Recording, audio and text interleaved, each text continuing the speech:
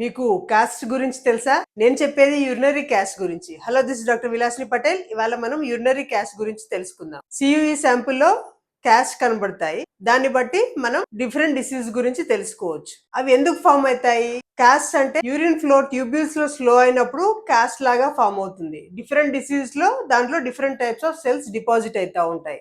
So దాన్ని బట్టి మనం డయాగ్నోసిస్ తెలుసుకోవచ్చు. That is urinary caste or nothing but finger prints of kidney disease. If you know about this, we can find the diagnosis and wear the kidney is injured. దానిలో మొదటిది RBC cast. అంటే cast లోపల ఆర్బిసిస్ trap అయి ఉంటాయి. ఇది ఎక్కడ జరుగుతుంది? You think of glomerular bleeding, అంటే acute glomerular nephritis, lupus nephritis, Goodpasture syndrome, ANCA related associated vasculitis.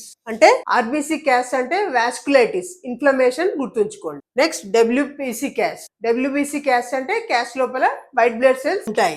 డబ్ల్యూబిసిస్ మనకి ఎక్కడ ఇంక్రీజ్ అవుతాయి? Acute inflammation or infection. That is acute pyelonephritis and acute interstitial nephritis లో మనకి డబ్ల్యూబిసి క్యాస్ట్ కనబడతాయి. Next granular cast అంటే మనకి tubules లో degenerated cells incorporate అయినప్పుడు మనకి గ్రాన్యులర్ కనబడతాయి. దీంట్లో స్పెషల్ గా muddy brown casts are seen in acute tubular necrosis. Next, hyaline casts. These are mainly made of tam horsefall protein. ఇది మోస్ట్ కామన్లీ నార్మల్ అయి ఉండొచ్చు. డిహైడ్రేషన్, సివియర్ ఎక్సర్సైజ్ తర్వాత, fever, dehydration, exercise తర్వాత, most commonly it is normal. ఎప్పుడు depending on the aging of disease. First dehydration or normal conditions లో hyaline కనబడతాయి. కొంచెం degeneration ఎక్కువైనప్పుడు గ్రాన్యులర్ కాస్ట్ కనబడతాయి. ఇంకొంచెం ఏజింగ్ ఎక్కువ క్రానిక్ డిసీజ్ ఉన్నప్పుడు వ్యాక్సీ కాస్ట్ కనబడతాయి. That is waxy indicates chronic kidney disease. Next, fatty casts contain lipid droplets. That is Maltese cross under polarized right.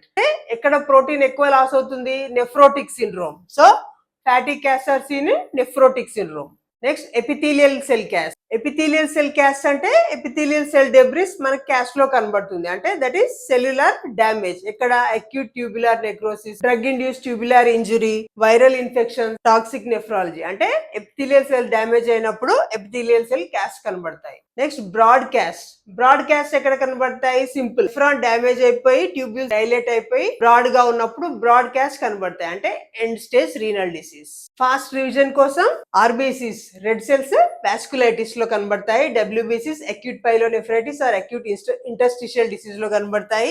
Granular cast and muddy brown cast in acute tubular necrosis. Hyaline cast normal or during exercise or dehydration. Waxy cast in chronic kidney disease. Fatty cast in nephrotic syndrome. Epithelial cell cast in tubular injuries. And broad cast in end stage renal disease. ఈ caste తెలిస్తే మనకి site of kidney problem తెలుస్తుంది. Save this for your exams. ఇంకా interesting topics కోసం follow. Thank you.